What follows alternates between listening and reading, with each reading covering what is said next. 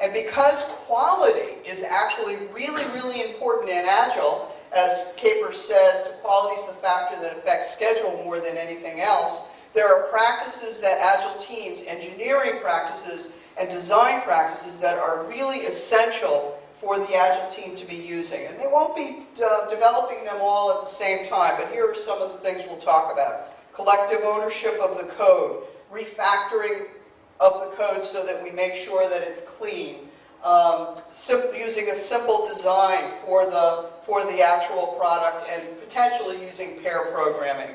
Those are some examples of practices. The other thing is that there's something called the V&V, verification and validation.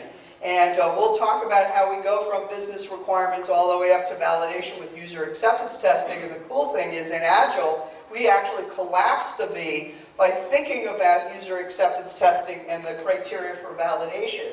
This helps us then find the steel rod of the requirements that we're then going to wrap variations around. And we use this actually in planning as well as in delivering a single discrete requirement, often using user stories as the form.